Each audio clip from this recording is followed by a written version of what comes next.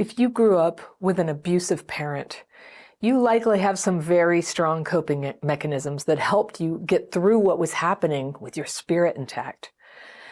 But there comes a time when you have to heal, because if you don't, you can get stuck in the coping mechanism that's no longer doing anything positive for you. It's just holding you back.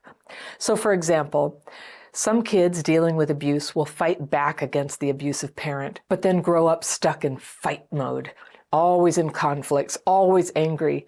Some people who, as a child, tried to appease the abuser grow up and completely lose themselves.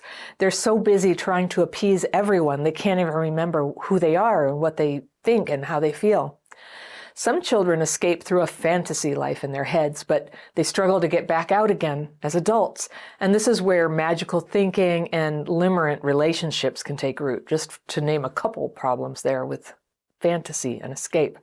Now, most of us will switch around to different coping mechanisms, but there's usually a dominant one. And for some people, the best way to survive the chaos at home was to freeze up emotionally and just make yourself invisible and, in effect, play dead.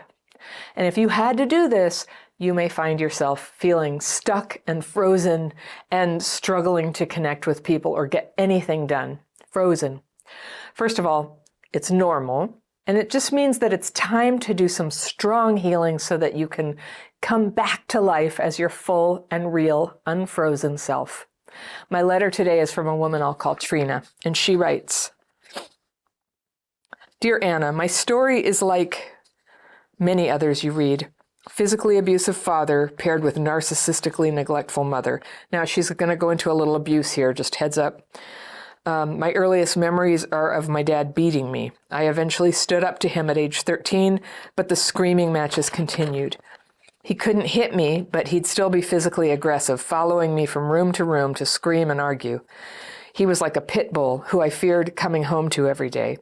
Once he latched on, he didn't let go. Sometimes the police were called because I had to use a kitchen knife to defend myself.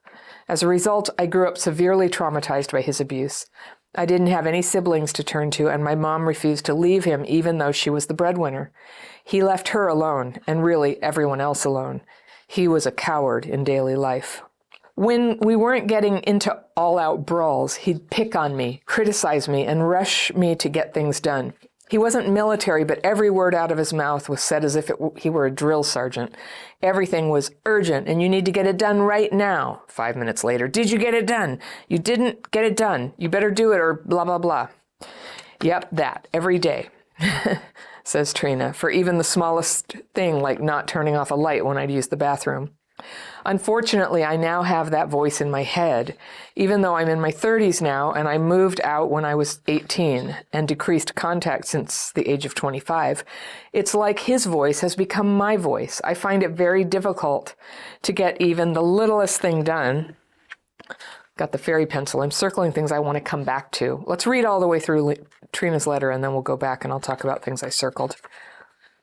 It's like my voice became his voice, and I find it very difficult to get even the littlest things done because my brain immediately shuts down like it's a protective reflex, because I immediately think, oh my God, I have to get this done or something will happen and I got to do it now. It's a lot to handle, and my brain recalls my dad coming after me, ready to attack. So I hide and shelter in place. Usually this just means I go browse social media and listen to music and watch YouTube videos. I don't get much done, and I avoid life altogether. My brain is just so zapped. I go away from him. Somehow his voice managed to stay. As a person who's very goal-oriented and wants success in life, that's hard to deal with. And hell, it's not just career goals I'm not meeting, but with hygiene and general physical self-care tasks as well. I can't bring myself to shower or brush my teeth most days. It's embarrassing to admit that as a woman, but there it is. I struggle with it. So I guess my ultimate question is, how do I train myself to override that shutdown reflex and not be so triggered? I really don't want my poor brain to feel under attack all the time. What's a healthy way to do it instead? I've tried to pretend like I don't care for his voice and give myself grace, but I just can't do it. I grew up with it, you know? I fear I won't be able to get rid of it. He's such a disgustingly negative person, and I hate that he's spread to me the worst parts of himself, like anger and being negative, hateful like him. But he's a dark and stupid cloud that's hung over my life for long enough. Anyway, I hope I'm making sense, and I hope you can provide some fairy insight. These memories were tough to revisit, but I've been avoiding them for long enough. Thank you, Trina. Okay, Trina, yes, I think I can help. Wow. I'm really sorry that this happened to you, and it's so normal what you're talking about. It's just such a normal way to react to that sort of ongoing trauma. That's how complex PTSD happens, is it's like a chronic ongoing stress. It grinds you down. It creates neural changes in your brain and nervous system because of the constant onslaught of stress hormones and whatever it is that we have to do inside of our bodies and minds to cope with what's happening. So you're really normal. And I just want to validate that for you. It's not your fault. Getting beaten as a kid is terrible. You got big enough that he had to stop. Good job. But the berating kept going and the hurrying. So then it's interesting because how you characterize this is that his voice got inside your head. And I totally know what you mean. But I'm going to suggest to you that you maybe reframe that for yourself. I hate it when people reframe me, but I'm doing it to you, right? And I just think that it might be more helpful for you to stop bringing him into this. Stop validating to yourself that he is in you, because he's not. You know, you remember him and he influenced you and you learned stuff and you adapted, and that's all true, but he's not in you. He's off having his miserable life wherever he is. That's not his voice. Those are your thoughts. You're being hard on yourself thoughts. You're hard on yourself. And I totally get it. If you were talked to like that, that's how you're trying to move yourself forward.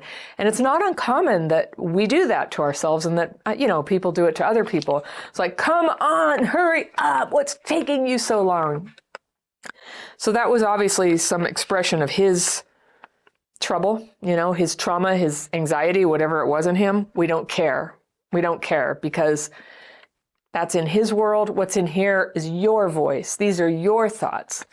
And so I'm going to just bring it in right now. The daily practice. This is the thing I teach. This is what it's for, is these ugly, terrible thoughts. So you may have resentment at yourself. Resentment at yourself is shame, guilt. I should have done better. Why am I such an idiot, right? So that's resentment at yourself. When you're then thinking about how he taught you this pattern, it's resentment at him. So when I say it's resentment, that doesn't mean that I'm saying you've made a mistake. You shouldn't have this feeling. It's like, no, all you're doing is just naming the feeling you have, right or wrong, deserved or not deserved. There's no need to evaluate or rate your feelings and thoughts. You just name them. You name them as they come. And you put them on paper in the daily practice in a specific format that helps you name and release the terrible thoughts. And we all have them, but with CPTSD, man, it's like a hamster wheel going all the time. Vicious self-attack, vicious attack on others, anxiety. And it's very distracting and it takes a huge amount of energy. It's paralyzing. So, in your letter, you had said it's a protective reflex when your brain shuts down around it. Yeah, that sounds right to me. It's a protective reflex.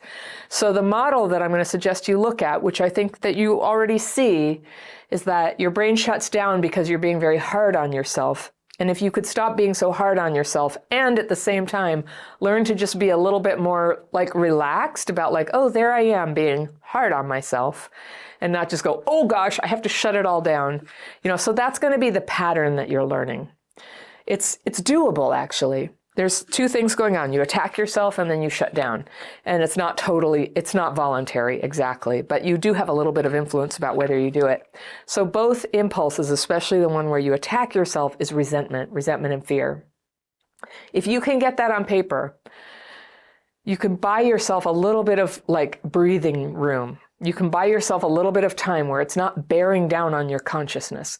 Or sometimes, so we write, the daily practice is daily. You do it twice a day. You write and then you meditate. So you get those thoughts on paper, release them or ask them to be removed, if that's your spiritual belief. That's how I do it. I ask.